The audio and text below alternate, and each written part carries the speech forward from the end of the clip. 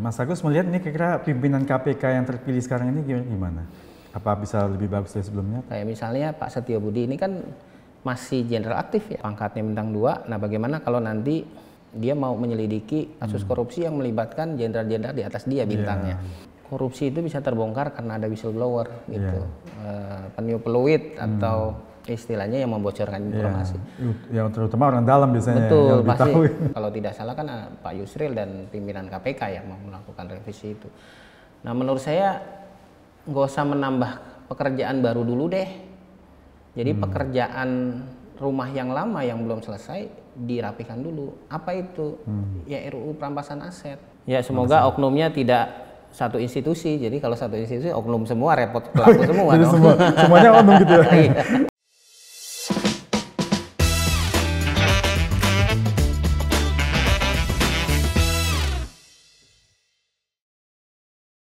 Selamat datang di Azure On, edisinya discussion bersama saya Edi Wijaya. Kali ini saya berkunjung ke kantor ICW, Indonesia Corruption Watch, yang adalah organisasi independen yang bergerak bersama masyarakat untuk melawan korupsi agar terwujud Indonesia yang sejahtera dan berkeadilan sosial. Untuk mengetahui lebih jauh apa saja sepak terjang ICW, langsung saja kita ngobrol dengan Koordinator ICW, Bapak Agus Sunaryanto, atau lebih akrab disebut Mas Agus. Selamat siang Mas Agus, apa kabarnya? Selamat siang Pak Edi, ya? Kabar baik, sehat, Alhamdulillah. Nah ini Mas Agus, sebelum lebih jauh kita bercerita tentang ICW, bisa nggak cerita singkat gimana sih perjalanannya kok bisa sampai jadi koordinator ICW ini, luar biasa ini? Ya, saya sendiri sebenarnya menapak dari bawah ya. Sudah cukup lama saya di ICW, sejak periode 2000-an awal gitu ya. Wah, 20 tahun berarti? Iya, sudah kurang lebih 20 tahun gitu. Merangkak dari bawah, kemudian ya pelan-pelan dipercaya oleh teman-teman menjadi koordinator ICW gitu ya. Nah memang ya suka dukanya banyak tentu kerja di ICW gitu ya, mulai dari ya rumah yang kantor yang masih terbatas gitu ya, tapi relatif periode saya sebenarnya relatif lebih baik, maksudnya dari teman-teman generasi awal dulu seperti Kang Teten gitu ya, Mas dan Mas Luki, Mas Danang gitu ya. Nah sekarang menurut saya relatif lebih baik karena kerja-kerja teman-teman di ICW seluruhnya ya pada akhirnya berkontribusi pada pengembangan ICW. Ya, kita ini generasi-generasi sekarang ini lebih banyak mewarisi nama besar ICW yang sudah dibangun oleh generasi sebelumnya. Nah, gitu. selama 20-an tahun di ICW ini pernah nggak dapat ancaman lah apa gitu sehingga yang membahayakan jiwa segala macam?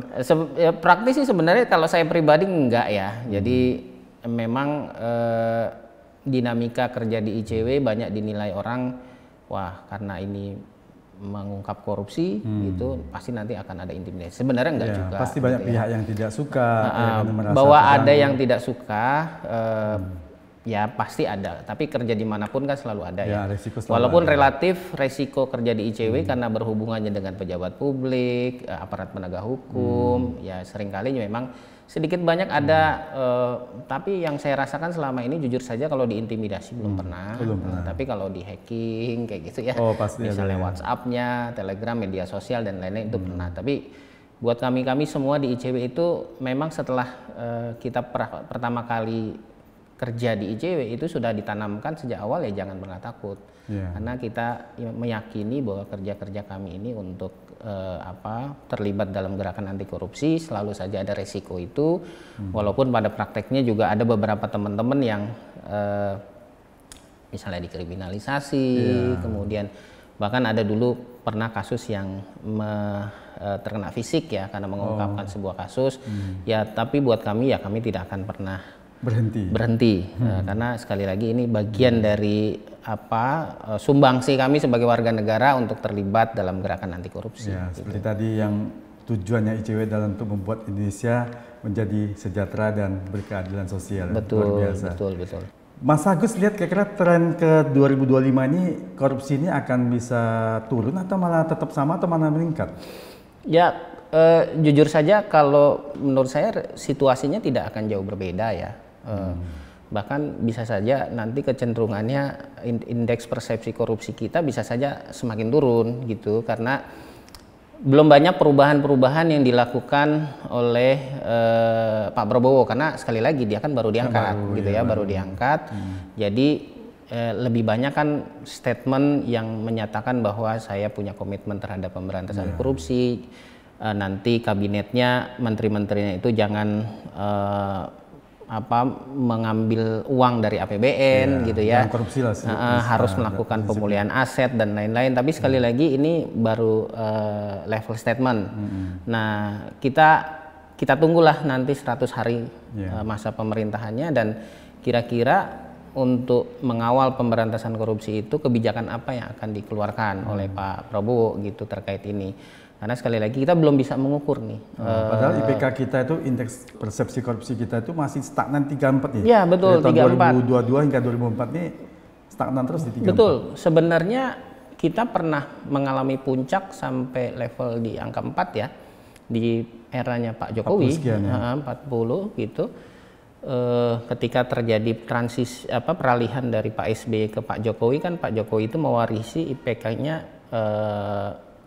34. Kemudian perlahan-lahan naik sampai puncaknya itu seingat saya 2019 ada di 4.0 ya.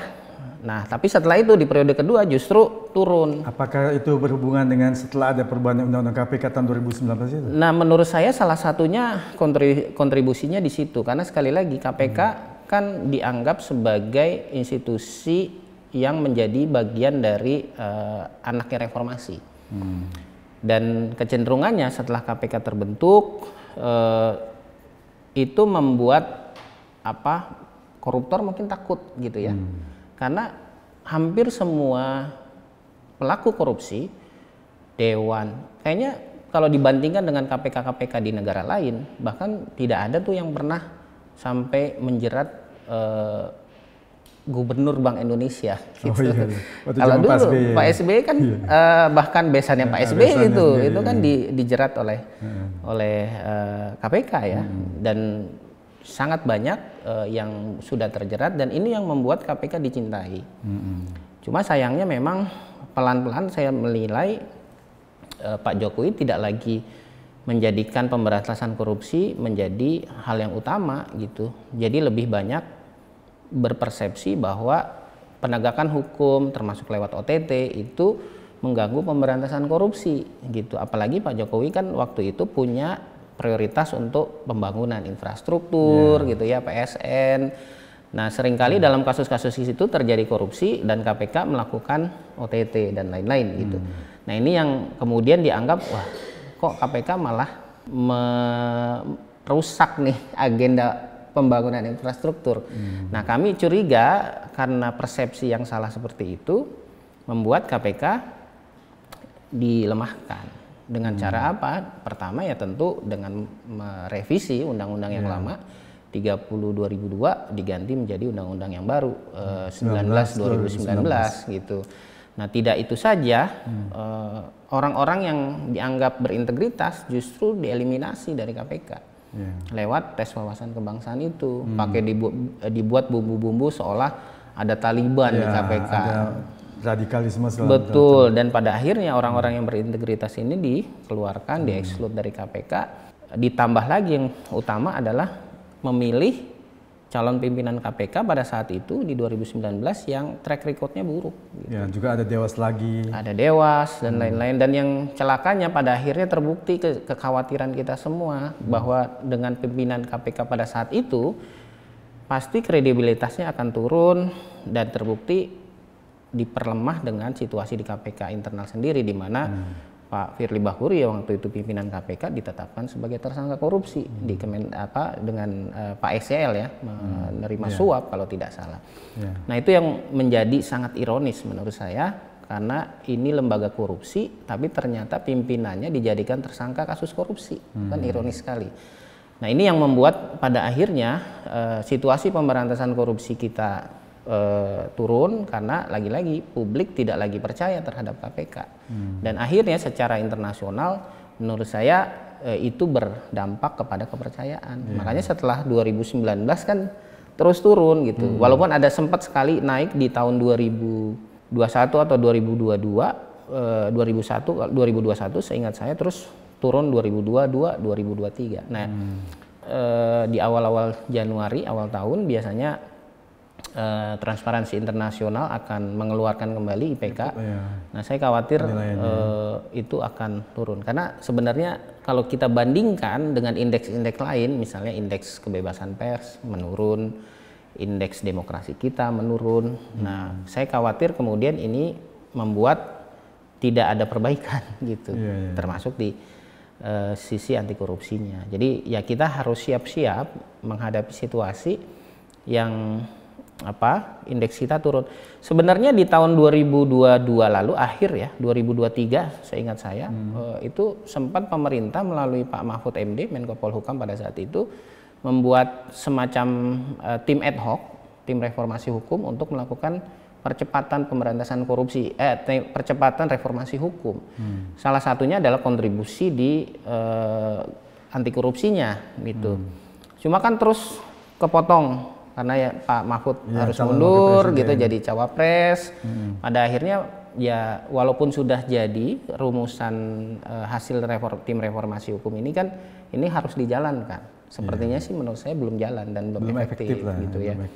Jadi sekali lagi Pak Prabowo kalau memang punya komitmen terhadap agenda pemberantasan korupsi ya harus mulai dengan tadi menindaklanjuti misalnya arahan agenda tim reformasi hukum tadi.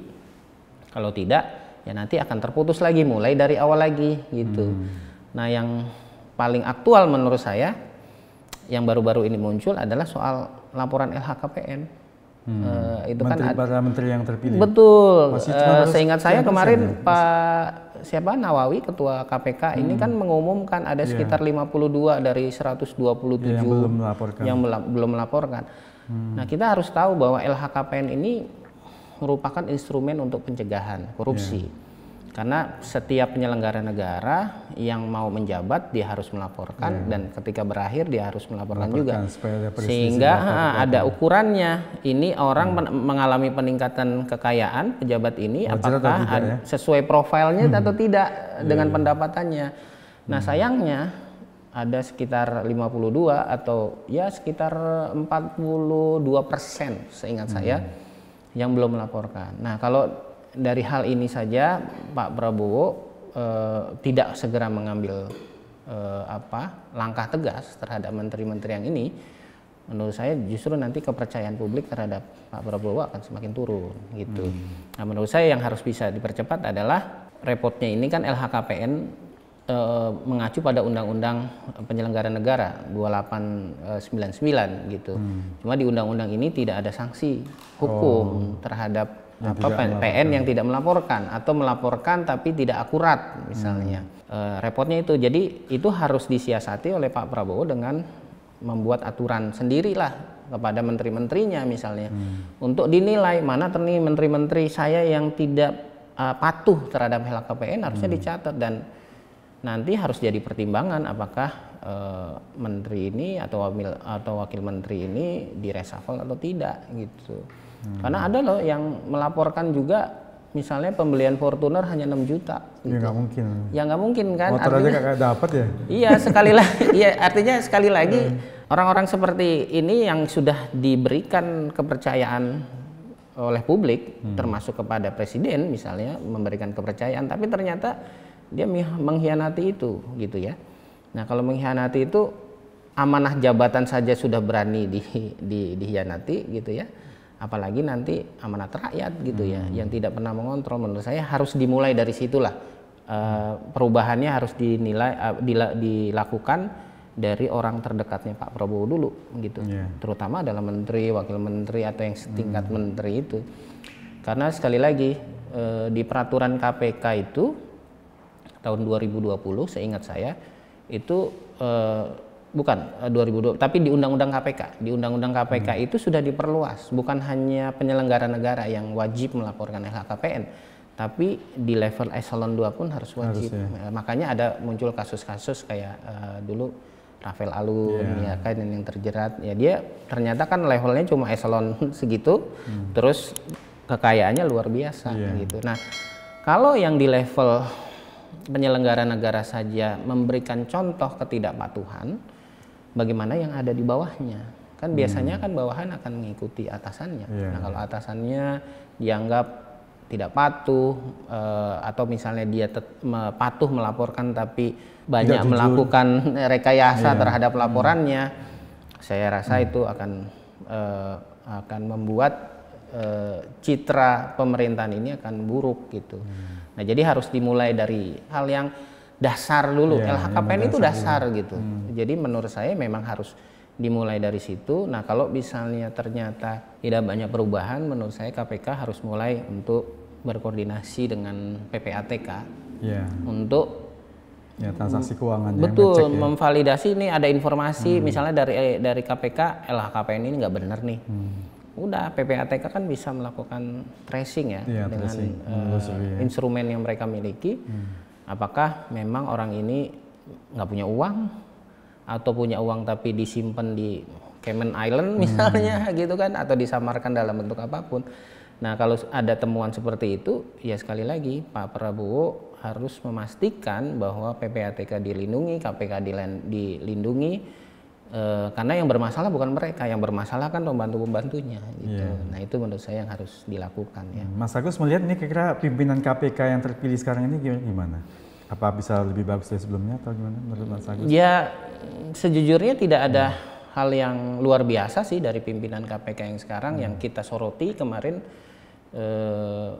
setelah muncul 10 nama yang dikirimkan pansel kepada KPK kepada Pak Prabowo gitu ya sebagai presiden, kan lebih banyak orang-orang yang punya latar belakang penegak hukum, ada dari polisian, kejaksaan gitu ya, hakim gitu.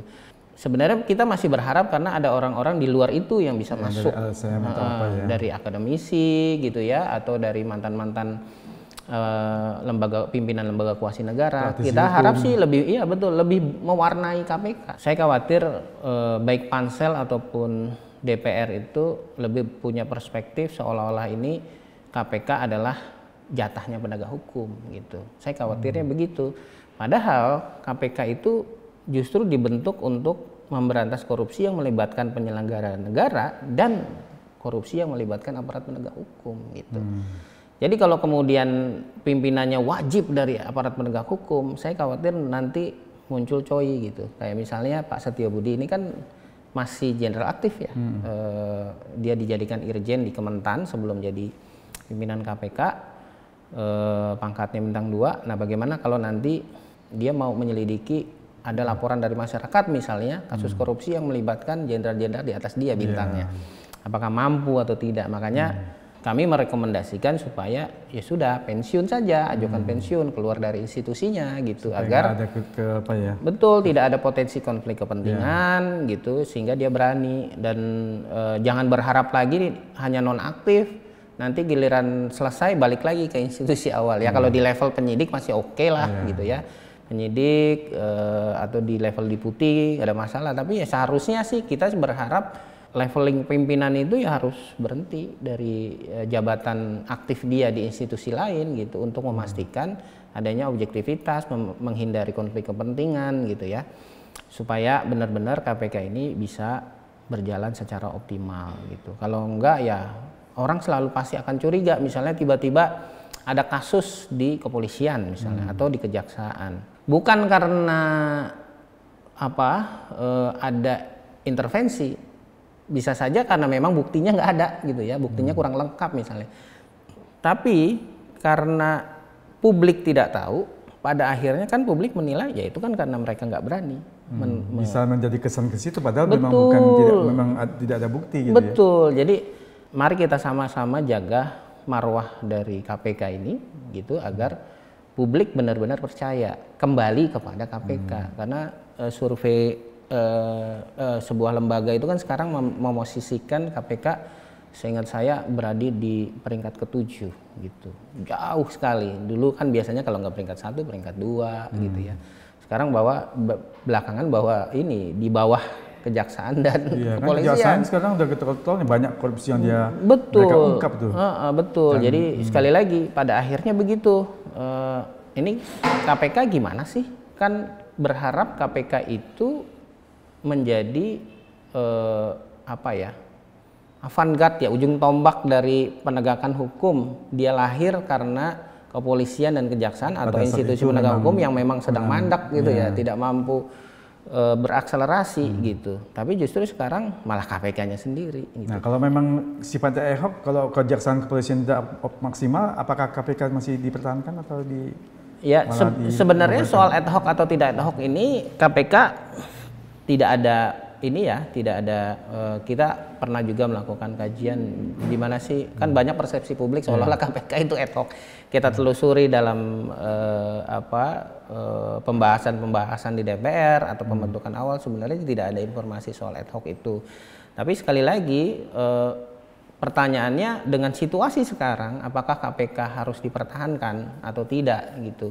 Menurut saya ya mereka harus bisa menjawab kinerjanya paling tidak di periode ini. Kalau tidak bisa melawan situasi yang kita lihat belakangan kan ada persepsi juga KPK itu dijadikan alat politik misalnya.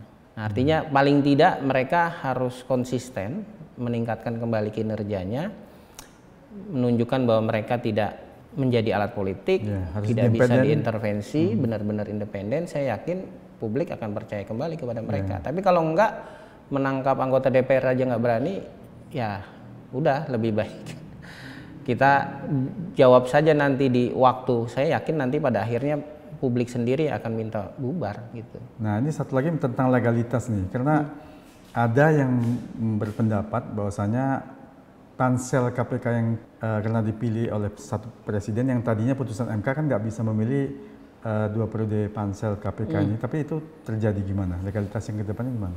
Ya memang kita sih pada saat itu memang berharapnya udahlah ada percepatan gitu ya, ada percepatan terhadap pembentukan KPK. Tapi sekali lagi ini kan di ujungnya kepemimpinan Jokowi, seharusnya udahlah diberikan kesempatan untuk penilaian kepada presiden baru gitu. Tapi sekali lagi karena regulasinya yang ada seperti itu dan sudah dibentuk pada akhirnya pada saat pansel, akhirnya ya pansel hanya akhirnya menyerahkan. Tapi kalau dengan metode yang kemarin, dengan pansel yang ada, ya siapapun presidennya karena itu adalah kerja pansel gitu ya, pasti akan menerima bahan dari pansel gitu. Jadi agak sulit, dan pada akhirnya juga nanti DPR baru juga yang akan memilih, kecuali memang dulu tidak perlu ada perpanjangan setahun gitu. Perpanjangan setahun. Itu yang repot kan. Jadi sekali lagi memang dengan situasi saat ini yang kita tidak tahu sebenarnya Pak Jokowi, kami menilai Pak Jokowi sudah tidak punya komitmen terhadap pemberantasan korupsi. Nah, presiden yang sekarang Pak Prabowo juga belum menunjukkan. Tapi sudah berkomitmen sih. Betul, komitmen sudah ada. Sekali lagi kalau saya sih berharap komitmen itu harus diturunkan dalam kebijakan. Ya, dan juga tindakan nyata. Betul, tindakan nyatanya seperti apa. Jadi ya paling mudah yang saya bilang tadi, Pak Prabowo menurut saya harus segera ambil langkah mendesak untuk menginstruksikan menteri-menteri yang atau pejabat selevel menteri yang belum melaporkan LHKPN untuk segera melaporkan dengan baik dan benar, jangan direkayasa gitu. Sebenarnya itu jadi alat juga buat Prabowo untuk menentukan mana menteri-menterinya yang loyal sama dia gitu.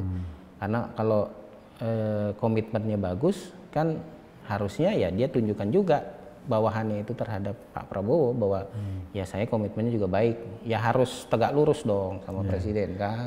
Nah ini Mas Agus nih, korupsi kita ini nggak turun-turun, artinya semakin banyak korupsi. Apakah memang berjalannya waktu ini semakin canggih nih koruptornya sehingga tidak terdeteksi oleh penegak hukum? Ya menurut saya banyak variabel ya. Tentu biasanya kan ada analogi sederhana, maling biasanya akan lebih pintar, benar lebih pintar dari polisinya. Jadi itu sebenarnya analogi yang ingin ditunjukkan bahwa setiap orang yang korupsi, kemudian penegak hukum punya cara untuk menangkap. Nah pasti yang korupsi juga akan belajar bagaimana cara menghindarinya.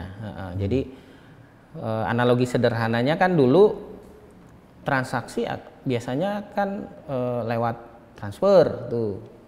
Kemudian kan sekarang sudah balik lagi cash and carry. Dulu mungkin awalnya dulu cash and carry, dengan kemajuan teknologi kemudian transfer. Tapi sejak ada PPATK, semua kan bank itu kan harus lapor kepada PPATK ya, transaksi di atas 500 juta itu biasanya akan harus dilaporkan ke PPATK. Nah sekarang kan harus pada akhirnya cash and carry lagi tuh, makanya banyak kasus-kasus OTT itu pakai koper atau disimpannya juga tidak di bank, seperti kasus yang di Mahkamah Agung terakhir kan yang ketemu hampir 1 triliun itu 980 miliar dari Kejaksaannya itu ya, Kejaksaan Agung yang mengungkap itu ya. Iya, Kejaksaan Agung kan awalnya mengungkap yang kasus itu Ronald Tanur kan.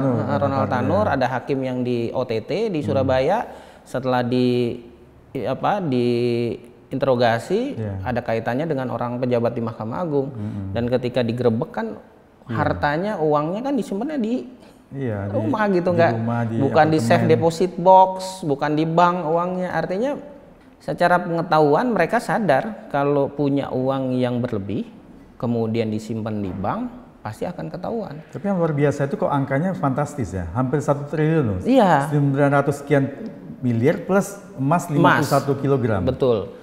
Ya jadi sekali lagi artinya itu juga bisa saja kan bukan dari satu kasus seperti yang pasti udah sekian lama karena udah banyak tahun ya? Jadi ini mafia hukum, mafia peradilan yang merajalela di Indonesia, dan menurut saya kan sekarang juga banyak yang memanfaatkan proxy ya, atau istilahnya gatekeeper gitu untuk cuci uang hasil korupsi gitu. Mungkin dalam waktu 1 hari uangnya itu sudah berputar ke berbagai negara untuk dibersihkan supaya tidak teridentifikasi lagi bahwa ini adalah uang hasil korupsi gitu. Nah menurut saya memang dari sisi itu ini jadi tantangan bagi penegak hukum untuk memperkaya terus metode strateginya. Makanya kami ini termasuk yang tidak setuju kalau kemudian KPK itu menghilangkan OTT. OTT itu betul hanya salah satu cara gitu ya, ada cara-cara lain, case building gitu ya, tapi jangan juga dihilangkan atau dipaksa untuk jangan dipakai, karena korupsi ini kan kejahatan luar biasa. Jadi pengungkapannya itu ya dengan cara-cara yang luar biasa gitu ya. Seringkali dia muncul misalnya dari informasi yang ditelepon gitu ya, yang kita tidak tahu siapa informasinya. Nah OTT itu sekali lagi tidak muncul serta-merta atau tiba-tiba gitu ya, pasti akan ada proses terlebih dahulu. Ada laporan masyarakat, terus ada mungkin pemantauan gitu. Betul kan, KPK juga menurut saya tidak akan sebodoh misalnya, Pak ini ada transaksi, ayo langsung disadap gitu kan, nggak mungkin ya kan, nggak mungkin kan, harus diverifikasi dulu ini pelapornya siapa sih. Nah sejauh mana akurasi dari laporannya itu, jadi pasti prosesnya bisa berbulan-bulan sebelumnya gitu. Jadi ditelusuri dulu ini benar atau tidak ada laporan, siapa pelakunya, kira-kira jabatannya apa. Kalau jabatannya saja tidak masuk kualifikasi KPK untuk menangani, tidak ada sama sekali, biasanya kan akan dilimpahkan ke kepolisian atau kejaksaan. Jadi kalau dia bukan penyelenggara negara atau pejabat publik atau penegak hukum, dia tidak akan tindak lanjuti, pasti akan diserahkan tuh ke kepolisian. Pak ini ada indikasi kasus korupsi, pejabatnya misalnya di level kepala dinas, kita sudah telusuri tidak ada sama sekali hubungannya dengan kepala daerahnya. Nah yang masuk kualifikasi kepala daerah penyelenggara negara kan gubernur, wali kota, bupati misalnya, ini tidak ada sama sekali nih kepala dinas, ya udah Bapak silakan saja dilimpahkan ke kepolisian atau kejaksaan. Tapi kalau sekiranya ada indikasi PN-nya, oh ini ada kepala daerahnya nih yang akan terkena, bahkan ada level menteri, DPR, ya sesuai dengan mandat Undang-Undang 2899, pasti KPK akan lanjuti terus itu. Ya, tapi tadi Mas Agus bilang untuk verifikasi ini kan kadang-kadang banyak laporan masyarakat nih yang pelapornya nggak mau dong ngungkapin siapa dia, dikasih data tapi kan nggak mau kasih tahu siapa, nanti jadi takut ada masalah ke beliaunya sendiri. Gimana? Betul. Nah ini memang fenomena yang harus juga diantisipasi dan perlu ada safeguardnya ya buat pelapor-pelapor ini untuk dilindungi gitu ya. Tapi saya yakin KPK punya mekanisme, kami juga di ICW juga punya mekanisme seperti itu. untuk melindungi pelapor gitu ya, untuk memastikan biasanya kan kalau di ICW lah misalnya ada pelapor masuk, kita sama-sama pelajari datanya, kemudian kita kembangkan. Nah, ketika proses pelaporan ke penegak hukum, kepolisian, kejaksaan atau KPK, biasanya kami tanya juga, Bapak atau Ibu nggak usah muncul ya, nggak usah ikut lapor, biar nanti kita lapor. Nanti kalau sudah ditangani oleh aparat penegak hukumnya, Ibu akan dipanggil. Nah, pasti nggak akan lewat jalan depan sebagai tamu atau apa, atau tidak dipublikasikan, karena itu bagian dari perlindungan hukum buat para pelapor gitu.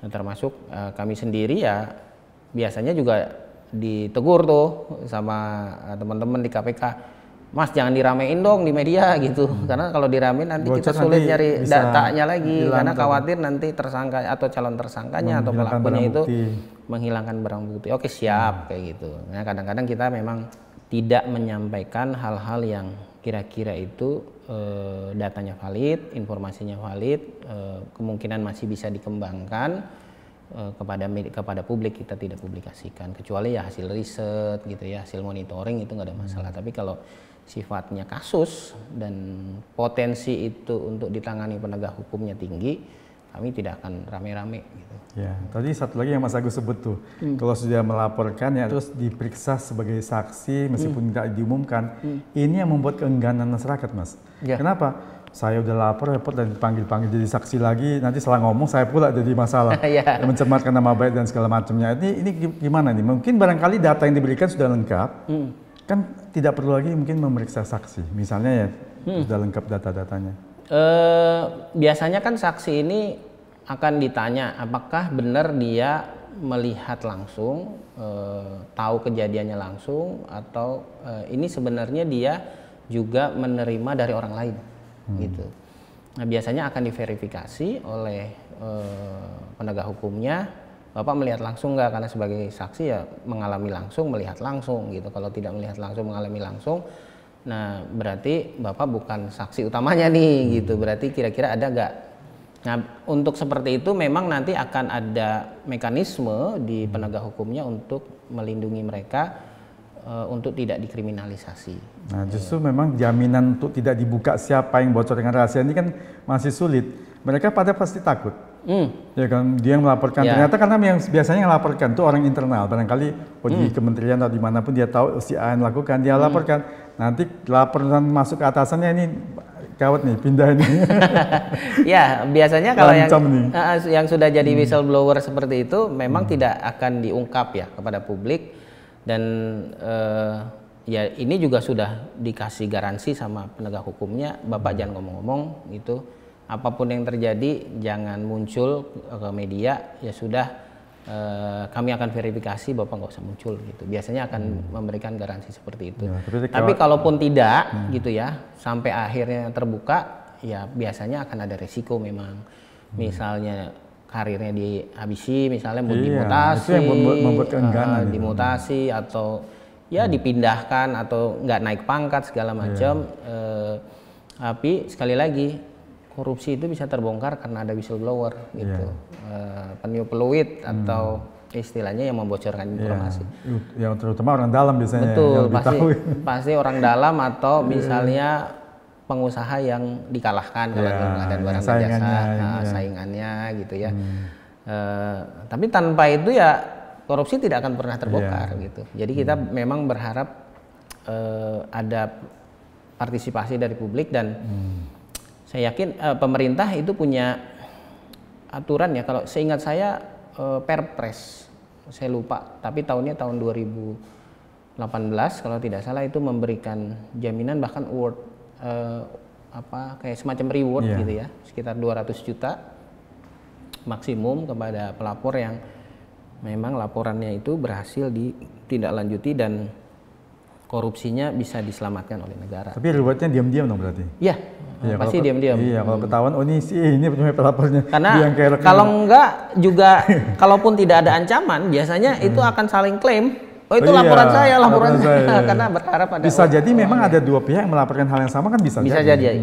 Nah nanti biasanya juga akan diverifikasi oleh penegak hukumnya. Siapa yang mana duluan masuk, nih dan seberapa yang mana yang paling akurat. Nah itu yang biasanya akan ditunjuk. Iya. Nah ini kalau melihat pilkada serentak 2024 yang baru lalu ini, ICW menemukan nggak ada politik uang di situ? Saya pikir bukan hanya kami ya, kami juga menemukan, tapi metodenya masih metode lama gitu ya, misalnya bagi-bagi bansos gitu, atau serangan fajar gitu. Serangan fajar, bagi-bagi kayak semacam tiket ya untuk ditukarkan jadi barang, voucher ya, voucher-vouchernya. Jadi polanya hampir masih sama seperti itu. Dan sebenarnya kalau kita lihat beberapa survei persepsi ya tentang politik uang, misalnya yang dilakukan oleh indikator politik misalnya atau SMRC misalnya, itu kan fenomena politik uang itu meningkat di 2003 ke 2024 bahkan cenderung meningkat. Dan profil siapa yang penerima biasanya di pedesaan dengan pendidikan dan pendapatan yang rendah gitu. Jadi ini adalah situasi yang sebenarnya ingin menggambarkan bahwa ya masih banyak orang miskin di Indonesia gitu ya, dan ketika terjadi momen-momen pemilu, baik itu pemilu di level nasional ataupun pemilu kada, ya selain karena banyak masyarakat kita yang kurang pendapatannya, juga buruknya perilaku dari kontestan pemilu yang melakukan upaya moneypolitik untuk mendapatkan suara gitu. Ya karena bukan masalah buruknya juga, kalau dia nggak ikut tren itu dia kalah gitu. Itu dia. Itu yang jadi masalah itu. Ya itu yang memang kalau kita bandingkan tahun 55 ya, misalnya memang jauh sekali, tapi dulu itu banyak sekali kontestan-kontestan misalnya pemilu pada saat itu, partai-partai politik yang justru banyak dibiayai oleh masyarakat sendiri gitu. Karena apa? Karena masyarakat sendiri yakin mereka ini akan jadi orang-orang duduk di pemerintah yang akan membantu mereka, memperjuangkan mereka. Nah sekarang ini kan kadang-kadang masyarakatnya sendiri nggak tahu, nggak kenal nih calon siapa ini. Tiba-tiba muncul gitu. Apa yang sudah diperbuat dia nggak tahu nih. Betul. Pada akhirnya kan karena dia nggak tahu dan seperti ada pola pikir di masyarakat juga bahwa ya pemilu itu yang memang harus dirayakan dan jadi seolah-olah wajib padahal itu hak gitu.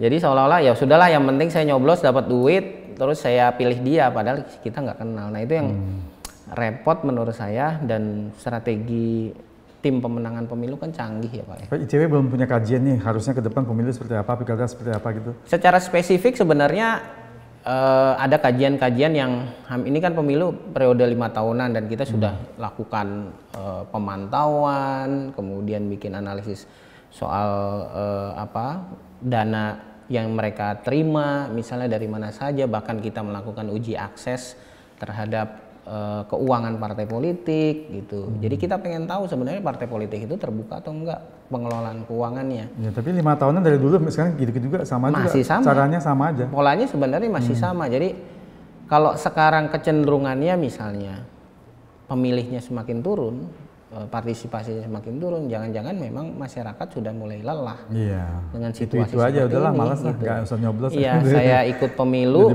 tapi setelah ikut pemilu kami ditinggalkan gitu. Dulu ngarep-ngarep kita untuk milih dia, giliran mereka sudah jadi, kita di jalan aja suruh minggir gitu, pakai mobil-mobil foreigner gitu. Ya. Iya, giliran sudah pemilu masyarakat minggir biar saya yang duluan. Padahal mereka kan pejabat publik, mereka pembantu kita. Ya kan, pejabat publik kan pembantu kita nih. Kan saya bayar pajak gitu kan.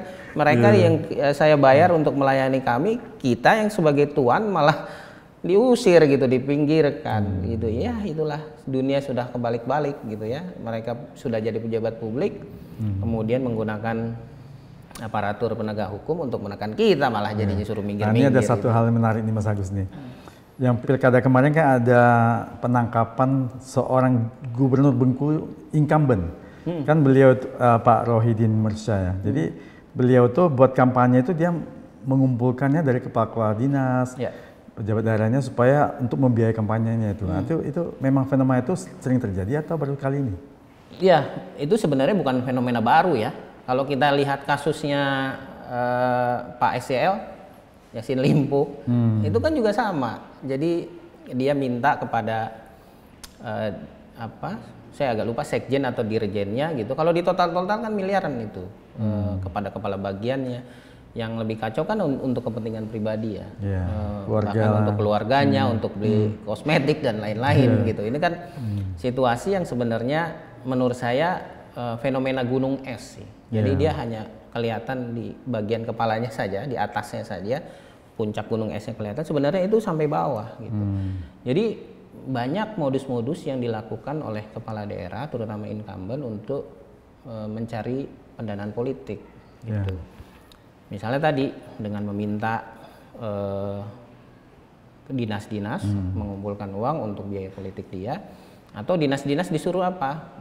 Membuat baliho dan lain-lain. Jadi macam-macam yang digunakan. Ada yang modusnya misalnya tadi menyetorkan misalnya di pengadaan barang dan jasa, menyetorkan fee perusahaan-perusahaan itu penyedia yang ikut tender, lo harus nyediain 20% misalnya kepada kepala daerah gitu.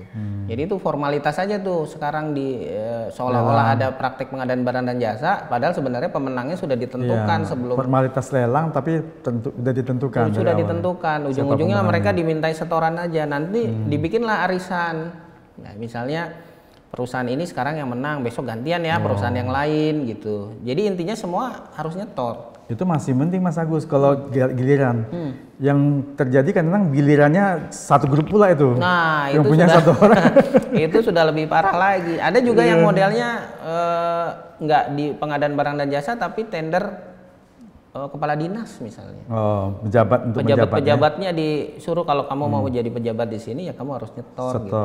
Jadi manipulasi rekayasa lagi gitu. Belum lagi soal izin-izin tambang, izin-izin pembukaan lahan. Itu kan dulu kita pernah riset di mana itu Kalimantan, salah satu kabupaten di sana, bersama kawan-kawan jaringan di sana kita lakukan riset menjelang pilkada itu banyak diobral izin-izin kepada pengusaha-pengusaha itu. Karena apa? Karena nanti pengusahanya berarti ini incumbent dong yang mau incumbent, karena dia bisa kasih izinnya.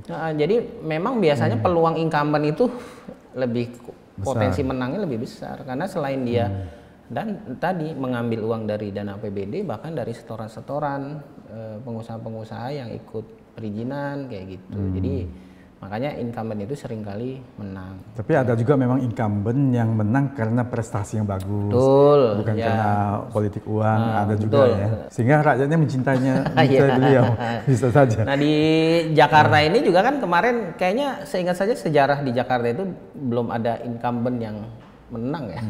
Sejak zamannya Pak Foke kalau tidak salah, menang sekali, berikutnya kalah diganti gitu ya.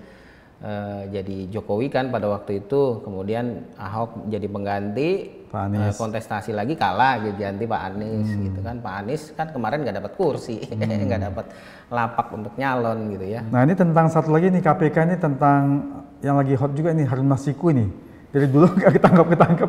Ini karena memang sulit atau karena memang ada untuk menyandera, begitu udah hot mau ditangkap sudah tahu Harun Masiku di sini katanya, di sono. Tapi tiba-tiba udah hilang lagi isunya. Itu karena untuk sandera aja atau ada kepentingan lain ini kira-kira? Saya sih lebih pada itu jadi ini soal mau atau tidak mau. Ini lebih kepada politik sih kalau saya sih melihatnya begitu. Kita ini misalnya KPK ya. KPK itu kan sudah punya instrumen lah, kemudian skill penyidiknya juga sudah tahu juga sebenarnya lokasi itu kan mereka bisa trace itu lebih gampang. Punya dan alat. Pengalaman tersangka kabur itu bukan yang pertama. Kemana sampai luar negeri juga masih bisa ditangkap ya. Dulu kan ada Nunun gitu ya, kemudian ada mantan bendahara Demokrat Nazarudin yang kabur ke Kolombia, kemana semuanya bisa tertangkap. Ini sudah hitungan tahun sebenarnya. Ini menjadi masalahnya. Kabarnya masih dalam negeri lagi ya? Iya, ini masalahnya mau atau nggak mau aja. Sebenarnya bisa, kalau bisa sampai bisa. Menteri Marwara Sirait bikin hadiah nih 8 miliar nih buat yang bisa ngungkap nih. Iya, jadi ini bukan masalah apa-apa, mau atau enggak itu aja bisa. Kalau bisa, saya yakin bisa. Ya, ini satu lagi nih. Sekarang ada isu baru Menko Hukum dan HAM. Bapak Yusril Iza Mahendra menyatakan akan merevisi Undang-Undang Tipikor dengan alasan mau menyamakan dengan Konvensi PBB melawan korupsi atau United Nations Convention Against Corruption UNCAC. Nah, Pak Yusril menekankan bahwasanya Undang-Undang Tipikor ini terlalu menekankan hukuman badan dan balas dendam. Jadi bertolak belakang dengan aturan yang saat ini mengedepankan RJ, Restorative Justice. Nah, ini apakah artinya hukuman koruptor ini bakal semakin diringankan? Bagaimana pandangan ICW? Ya sebenarnya secara institusional ya kami di ICW itu bahkan sudah cukup lama mendorong ada revisi Undang-Undang Tipikor gitu. Revisinya ke arah mana ya? Revisinya perlu pada pemberatan terhadap para pelaku korupsi, termasuk juga soal mengadopsi tadi komitmen UNCIC tadi, konvensi untuk anti korupsi. Cuma bahkan pada saat itu kita mendorong nggak usah ada revisi Undang-Undang KPK, yang perlu direvisi adalah Undang-Undang Tipikor gitu, karena banyak sekali yang harus direvisi, termasuk tadi soal penambahan efek jera kepada terpidana korupsi. Nah sekarang muncul lagi wacana itu untuk kalau tidak salah kan Pak Yusril dan pimpinan KPK yang mau melakukan revisi itu. Nah menurut saya nggak usah menambah pekerjaan baru dulu deh. Jadi pekerjaan rumah yang lama yang belum selesai dirapikan dulu. Apa itu? Ya RUU perampasan aset. Nah sampai sekarang masih mantek nih ya? Iya, menurut saya itu dulu yang harus didorong. Pemerintah eranya Jokowi sudah memasukkan itu dalam program legislasi nasional. Sudah ada surpresnya bahkan pada saat itu, tapi DPR-nya tidak mau berjalan gitu ya. Sekarang muncul lagi nih rencana revisi Undang-Undang Tipikor. Iya menurut saya semuanya baik, tapi kita lihat dulu materinya seperti apa nih. Dan menurut saya yang perlu diprioritaskan terlebih dahulu adalah tadi revisi Undang-Undang Undang-Undang perampasan aset saja atau pemulihan aset. Dan ini kan sebenarnya sejalan dengan komitmennya Prabowo gitu untuk memberantas korupsi dengan cara apa? Pemulihan aset gitu. Nah kalau ini saja tidak selesai, kemudian ada inisiatif baru, saya agak ragu. Apakah ini bisa dilihat inisiatifnya untuk malah makin meringankan koruptor? Betul, saya curiga justru ke situ gitu. Semangatnya untuk mengadopsi konvensi anti korupsi, misalnya tadi pemulihan aset, kemudian korupsi di sektor swasta gitu ya, illicit enrichment gitu. Tapi jangan-jangan itu cuma cover up itu. Cover up untuk sebenarnya lebih pada meringankan tadi beban efek jera kepada pelaku-pelaku korupsi. Jadi menurut saya kita harus hati-hati itu melihat betul apa materi dari revisi Undang-Undang Tipikor ini gitu. Nah, bahkan paling tidak daftar inventaris masalahnya ya. Bahkan Pak Yusril kan malah mewacanakan nih katanya KPK menjadi lembaga tunggal pengusutan kasus korupsi. Jadi kalau gitu kan nanti jaksa sama polisi nggak boleh nangani korupsi lagi, apa nggak malah lebih super body malah bermasalah nggak? Ya itu dia. Kadang-kadang kita harus waspada kan, karena Pak Yusril ini juga selain menteri kan backgroundnya juga politisi juga gitu ya, pengacara, politisi gitu ya, mantan pimpinan parpol kan. Jadi ya kita harus lihat apakah ini betul-betul semangatnya untuk memperkuat pemberantasan korupsi atau ke arah mana. Kita karena belum melihat daftar inventaris masalah atau paling tidak misalnya kayak naskah akademik untuk perubahannya gitu ya. Jadi kira-kira mau ke arah mana sih nih tujuannya gitu. Tapi kan kalau kita lihat malah kinerja kejaksaan sekarang yang malah lebih luar biasa dibandingkan dengan KPK. Kalau kewenangan dilimpahkan ke KPK, nanti kejaksaan yang tadinya bisa kerja maksimal malah jadi kurang dalam pemberantasan korupsi.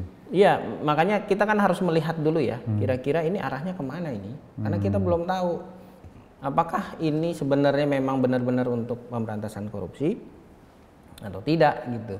Karena pekerjaan penegak hukum kan juga banyak. Kalau dulu bahkan wacananya udahlah kayak misalnya polisi itu nggak usah nangani korupsi gitu ya, khusus ke itu biarin saja dilimpahkan ke kejaksaan. Kejaksaan nanti sebagai penuntutnya misalnya, penuntut kasus korupsinya. Sama penyidiknya juga kan ada mereka. Jadi ya sudahlah, nggak usah polisi, tapi khusus untuk jaksa sama KPK saja misalnya gitu. Tapi ini sekali lagi ini kan masih belum kelihatan ya. Ini baru wacana yang digulirkan. Kita belum tahu sejauh mana. Kita ini kadang-kadang di Indonesia ini kita pengennya apa, hasilnya lain. Jadi kita memang harus waspada betul. Kayak misalnya revisi undang-undang KPK, mereka kan nggak mau, secara internal nggak pernah diajak, juga tidak mau untuk direvisi karena kewenangan yang sudah ada sudah kuat gitu. Tiba-tiba dipaksakan revisi undang-undang KPK. Dan banyak undang-undang lain gitu ya. Makanya misalnya kayak kasus undang-undang Cipta Kerja itu kan juga sempat putuskan oleh Mahkamah Konstitusi untuk dibahas secara partisipatif, secara substansi ya, atau meaningful participation gitu, karena prosesnya benar-benar tidak dilakukan secara partisipatif. Jadi banyak sekali undang-undang kita, regulasi kita yang dibuat tanpa melibatkan masyarakat ya, stakeholdernya gitu. Masyarakat. Nah, ini jadi masalah juga menurut saya. Ini jadi negara mau apa nih kalau misalnya masyarakatnya sendiri tidak dilibatkan. Tapi terus di penghujung pemerintahan Jokowi kan Pak Jokowi juga membentuk satgas di kepolisian tentang satgas pemberantasan korupsi. Itu efektif nggak menurut Mas? Saya belum tahu ya ini efektif atau tidak karena kan baru ya. Sebenarnya kan isu pembentukan satgas itu sudah cukup lama. Kayaknya 2-3 tahun yang lalu itu sempat muncul namanya Kortas Tipikor ya kalau tidak salah. Tapi kemudian banyak dikritik karena dianggap kewenangannya hampir sama dengan KPK. Buat apa? Kan di kepolisian sendiri kan sudah ada Direktorat Tipikor, kemudian Barreskrim juga yang punya kewenangan itu. Kemudian mintanya dulu kalau tidak salah anggarannya sampai 2 triliun kalau tidak salah ya. Nah sekali lagi jangan sampai kemudian ini saling melemahkan antara aparat penegak atau hukum. tumpang tindih nanti kewenangannya. Betul. Kan kita berharapnya semua penegak hukum itu bisa diselaraskan kinerjanya. Nah peran-peran di pemerintahnya misalnya Menko Polhukam gitu untuk mensinergikan ini gitu. Nah repotnya seringkali tidak sinergi itu masing-masing. Jadi ini menurut saya masih jadi catatan dan rasanya sih ini memang harus dikawal betul ya soal rencana-rencana yang sudah ada gitu. Ya, terus apakah ICW punya satu langkah konkret untuk melibatkan masyarakat agar pemberantasan korupsi ini bisa lebih maksimal lagi? Ya sejauh ini kami lebih tentu kalau kegiatan cukup banyak ya, tapi yang melibatkan masyarakat kita sekarang memang lagi fokus untuk edukasi anti korupsi untuk masyarakat banyak khususnya anak muda gitu. Karena kami ini punya platform pembelajaran anti korupsi secara online, jadi kita lagi dorong nih ke berbagai kampus. Kebetulan di tahun 2019 itu keluar peraturan Menteri Pendidikan Tinggi untuk penerapan pembelajaran anti korupsi atau pendidikan anti korupsi ya, ada kurikulumnya. Ini yang menjadi peluang nih. Kebetulan kita punya platform pembelajaran, maka kita kerjasama dengan banyak kampus dan saat bukannya ini, lebih bagus dimulai dari usia dini dari PAUD sekolah dasar itu betul, lebih efektif kali nggak? Itu sebenarnya jadi hanya salah satu saja. Nah yang lainnya kita juga ada, misalnya dulu kita sempat buat lagu untuk anak gitu. Jadi kita menggunakan pendidikan lewat lagu, pendidikan anti korupsi lewat lagu untuk yang anak. Kemudian untuk anak-anak yang mudanya kita juga bikin lagu melibatkan kelompok-kelompok pemusik alternatif. Makanya ada lagu soal mafia hukum dan lain-lain. Nah kita memang menggunakan cara-cara yang tidak hanya lewat platform anti korupsi tapi juga lewat musik. Kita ngajak seniman juga bikin karya-karya anti korupsi gitu ya. Ya menurut saya celah apapun kita coba manfaatkan untuk memperkuat pemahaman masyarakat soal anti korupsi. Tadi selain melibatkan masyarakat untuk mengungkap kasus korupsi, ada nggak ICW mungkin mengupayakan satu hal itu supaya whistleblower ini atau peniup fluid ini memberitahukan mengungkap kasus ini lebih dilindungi? Ada nggak cara-caranya yang mungkin sekarang dipikirkan oleh ICW? Ya kalau sementara ini sih kita mulainya memang nggak langsung ke penegak hukum, tapi di internal kementerian lembaga dan dinas di daerah, Pemda di daerah, dengan memperkuat mekanisme pengaduan khususnya kepada APIP. Aparatur pengawas internal pemerintah. Kita mulai dari situ dulu. Dari inspektoratnya. Dari inspektoratnya. Kita mulai dari situ dulu agar apa? Korupsinya tidak keburu terjadi gitu. Pencegahannya. Jadi kita dorong mekanisme pengaduan khususnya, tapi kita baru mulai di pengadaan barang dan jasa.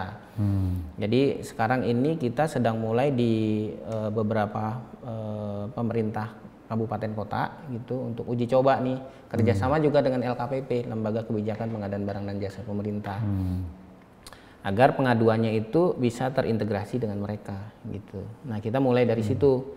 Nah di dalamnya kita dorong semacam aturan internal yang juga melindungi para whistleblower, bukan hanya masyarakat, tapi yang utama adalah pelapor dari internal gitu.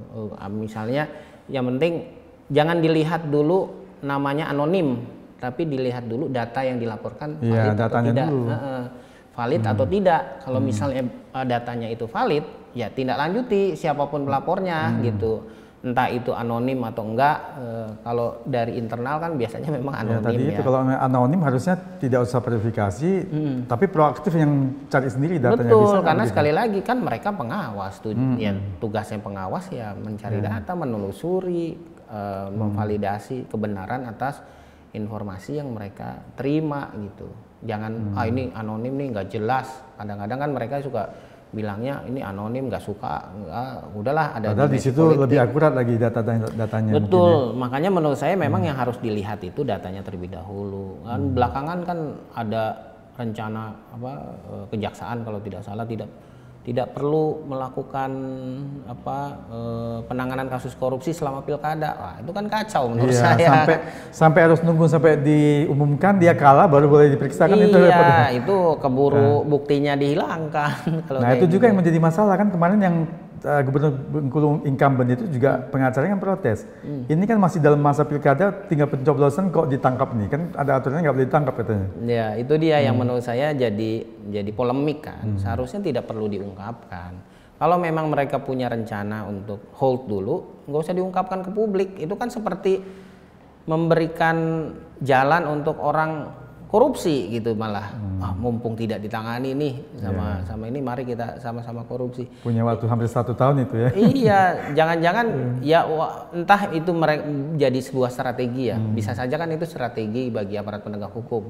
Seolah-olah tidak mau menangani selama pilkada, biarin mana nih yang korupsi kita sikat gitu. Ya, takutnya sih dijadikan alat untuk lawan politik, dia tangkap padahal belum tentu salah. Kan itu mungkin menghindari itu juga barangkali. Iya, bisa saja sih begitu. Tapi sekali lagi, kalau menurut saya jangan dilihat ini ada kepentingan politik atau tidak, tapi dilihat kembali ke datanya. Apakah laporan yang diterima itu benar-benar valid, indikasi korupsi kuat atau tidak? Kalau misalnya itu diperiksa, oh ternyata ini hanya untuk kepentingan politik, bikin rame-rame untuk menurunkan elektabilitas pesaingnya. Iya, bisa jadi. Iya. Kalau udah ke arah situ ya jangan dipublikasi nih sama penegak hukumnya gitu, jangan dipanggil kayak gitu. Nah tapi kalau ternyata memang datanya ada, ya udah, oh datanya valid, udah segera tangkap gitu atau tetapkan tersangka, baru limpahkan ke proses penegakan hukum. Nah kan di aturan pemilu kita kan kalau pun sudah ditetapkan tersangka kemudian dia menang, kan dia tetap dilantik. Gitu ya, tetap dilantik. Nanti kecuali kalau misalnya ternyata dalam proses pengadilan tipikor dia tidak benar-benar tidak terbukti, kan hilang status tersangka terdakwa ya, nah, itu hilang. Tapi yang prosesnya panjang tuh sampai dia nyatakan tidak terbukti. Betul. Nah ini kan sekali lama. lagi komitmen penegak hukumnya ketika sudah memproses seseorang, menetapkan tersangka, seharusnya kan sudah buktinya sudah ada gitu. Jangan kemudian disandera juga gitu. Itu yang jadi masalah, memang sulit. Kalau disandera juga seolah-olah ditetapkan tersangka, sedangkan yang ini kontestan pemilu lagi bersaing gitu ya, kan berpengaruh juga sedikit banyak ya. Dulu ada di daerah Sulawesi, saya ingat saya ada juga tuh peluang menangnya kuat gitu, tapi kemudian ditetapkan tersangka gitu. Akhirnya seingat saya kalah.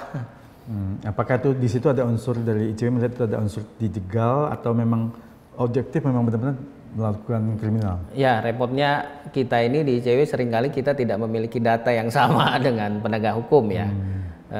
Kami cuma bisa berharap sebenarnya kalau misalnya memang ada dimensi hukum tetap mau menjalankan itu nggak usah diumumkan, karena sekali lagi itu jadi bunuh dirinya penegak hukum.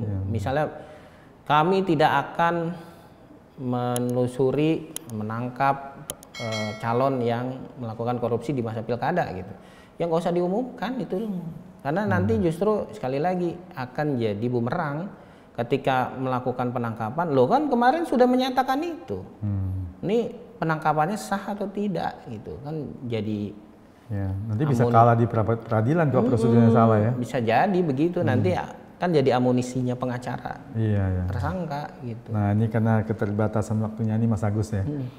Mungkin Mas Agus selaku koordinator ICW sekarang ini, apa pesan Mas Agus buat generasi muda kita itu supaya ke depan ini benar-benar korupsi bisa, jangankan hilang lah, bisa berkurang banyak, itu kayak gimana?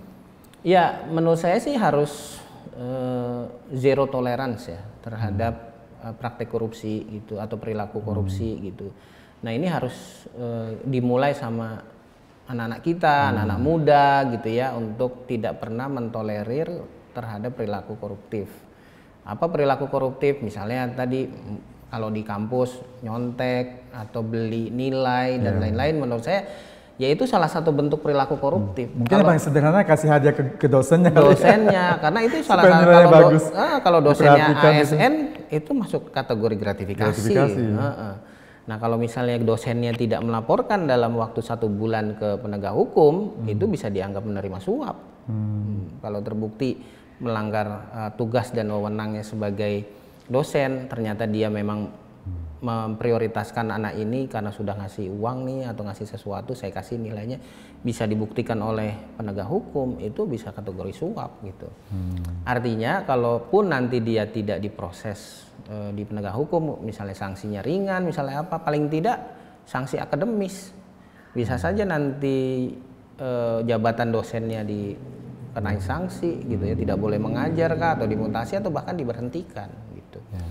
Jadi mulai tidak dari hal-hal yang sepele, termasuk misalnya ketika membawa kendaraan ditilang, ya jangan bayar kepada polisinya dong, itu kan perilaku koruptif juga.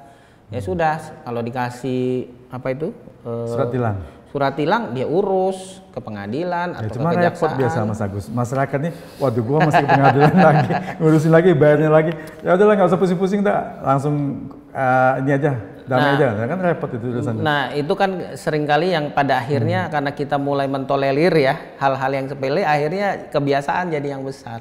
Jadi kan harus dipikirkan mekanisme. Mungkin dipermudah kali. Kalau tilang oke, langsung mungkin gimana, langsung bayar ke bank. Iya bisa tanpa saja. Sidang segala macam atau gimana, lebih gampang kan, kali. Saya rasa di beberapa kepolisian itu sudah punya mekanisme itu ya. Misalnya bayar secara online, kemudian nanti SIM yang disita itu akan dikirim pakai Gojek gitu ke rumahnya gitu. Ya resikonya adalah sekali lagi mulai menjauhi peluang-peluang kita ditilang, misalnya jalanan kosong nih, jalur busway-nya kosong, kita masuk gitu kan, akhirnya ditilang ya kan. Ketika ditilang kita mau bayarnya cepat, udah bayar Pak, inilah aman gitu. Ganjil genap juga ya. Iya, ganjil genap juga begitu. Jadi kalau misalnya kita mau komitmen itu ya memang macet, mau gimana, kalau nggak mau macet ya ikut transportasi publik gitu, jangan bawa motor, atau jangan berangkat lebih awal misalnya. Atau berangkat lebih awal. Menurut saya hal-hal yang kayak gitu harus kita didik kepada generasi muda agar benar-benar punya upaya, ya paling tidak ya kita sama-sama mengawal pemberantasan korupsi ini gitu. Nanti kalau dari hal-hal yang sepele itu kita toleran, pasti nanti ketika jadi pejabat publik ya akan jadi cepat gitu. Jadi ini ada lowongan nih untuk jadi pejabat publik, misalnya tender kepala dinas, saya kenal sama orang dekatnya kepala daerah, saya bayar aja gitu kan. akhirnya kebiasaan gitu. Jadi mulai hal-hal yang kecil karena kita sudah biasa, akhirnya ya terbiasa. Ya, kalau udah terbiasa yang salah jadi benar gitu ya. Betul. Dianggap gitu. benar maksudnya, bukan jadi benar dianggap benar. Karena akhirnya kita bingung, ini benar atau salah, benar atau salah ya. Karena terbiasa itu sih menurut saya levelingnya nanti terus akan bertambah dengan cara ya mengikuti aturan-aturan hukumnya. Aturan hukumnya seperti apa, misalnya tidak boleh melakukan pemerasan, tidak boleh menyuap, tidak boleh menerima gratifikasi, ikut tender ya harus sesuai dengan yang ada gitu. Saya punya keyakinan masih ada birokrasi kita yang baik gitu ya. Ya, masih banyak yang baik lah. Meskipun baik. Ada oknum-oknum yang melakukan kesalahan dan korupsi ya. Hal-hal yang kayak gini kan yang harus dilihat. Cuma repotnya kadang-kadang kepala daerah kita ini seringkali menempatkan institusi pengawas itu justru sebagai tempat pembuangan gitu. Padahal ini kan jabatan yang elit ya sebagai pengawas itu. Betul. Tapi orang-orang isinya di inspektorat gitu ya, seringkali itu adalah orang-orang buangan gitu. Harusnya orang yang berkualitas yang diseganin gitu ya. Betul, kompetensinya harus bagus, dia punya pemahaman soal audit gitu kan, leveling auditnya juga macam-macam. Nah, harus benar-benar yang jago gitu. Yang integritas tinggi, nggak bisa gampang diajak kerjasama gitu ya. Betul, kan kita sebagai pengawas yang akan mengawasi semua. Kalau kita nggak punya kompetensi yang cukup, ya pada akhirnya dia hanya menjadi institusi formalitas saja gitu.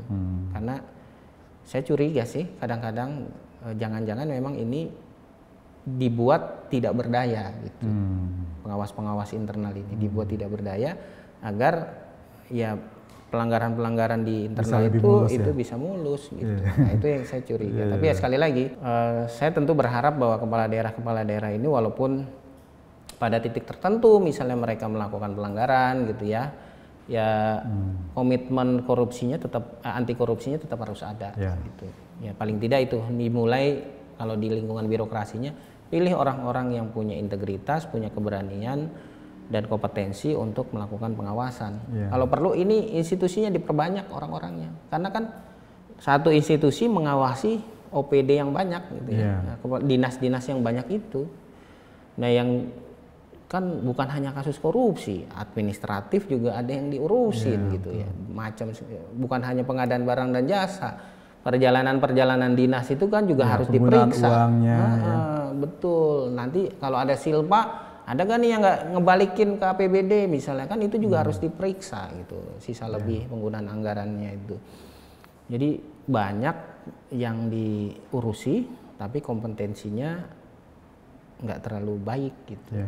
Jadi menurut saya itulah yang menyebabkan seringkali banyak terjadi kebocoran anggaran di daerah. Kalaupun katanya WTP misalnya, daerah saya wajar tanpa pengecualian kok, tahu-tahu besok-besok kepala daerahnya ada OTT gitu kan. Nah ini juga ada pemahaman yang salah, seolah-olah kalau sudah daerahnya WTP nggak ada korupsi gitu. Padahal kan itu cuma kepatuhan terhadap standar akuntansi saja, penyajiannya itu sudah sesuai, rekeningnya balance gitu antara pemasukan dan pengeluarannya, bukti-buktinya bisa tersedia karena di sampling gitu, bukan nggak masuk pada ini ada pengecekan nggak di lapangan misalnya, ada suap atau tidak, belum sampai situ, baru pada penyajiannya saja. Ya Mas Agus, karena terbatas waktu, kita harapkan nanti apa yang kita sampaikan tadi itu hanya merupakan oknum ya. Jadi kita mungkin melihat secara komprehensif adalah masih banyak yang penyelenggara-negara yang bagus, yang sesuai dengan roh untuk tidak melakukan korupsi, tapi kadang-kadang terstigma negatif gara-gara hanya oknum-oknum yang melakukan hal yang tidak baik itu. Betul. Begitu. Ya semoga oknumnya tidak satu institusi, jadi kalau satu institusi oknum semua, repot pelaku semua. Jadi semuanya oknum gitu ya. Oknum harusnya skalanya kecil, skala persen kecil. Ya, kalau semuanya bukan oknum lagi ya. Ya kita sendiri itu namanya berjamaah. Kita sendiri di internal ICW kan sudah jangan ikut-ikutan pakai istilah oknum karena itu jadi penghalusan makna gitu.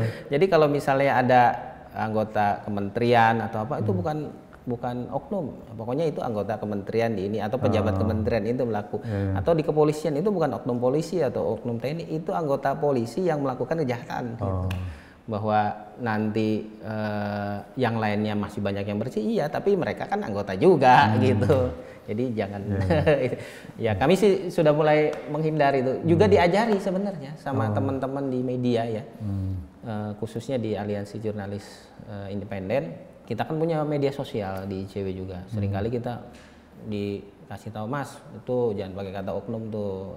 Udah pakai sebutkan aja dia anggota kementerian mana, Pemda kah, atau pejabat di mana gitu, atau misalnya dia anggota KPK, anggota kepolisian atau anggota TNI, sebutkan saja, jangan disebutkan oknum gitu. Nanti kalau oknum satu institusi repot juga tuh, banyak.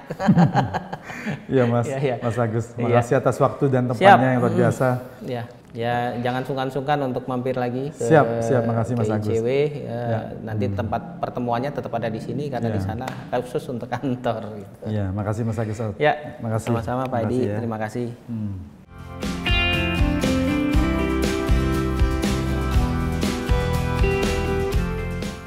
Sobat setia LSR On, itulah tadi obrolan saya dengan Mas Agus, Koordinator ICW Indonesia Corruption Watch.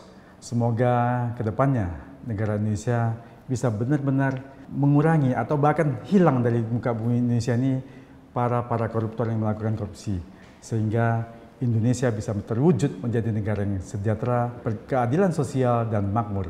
Nantikan obrolan berikutnya yang tetap menarik bersama narasumber yang wow dan amazing hanya di LSR On, Edi Sharing and Discussion, podcast yang kreatif, inovatif dan informatif. Sampai jumpa.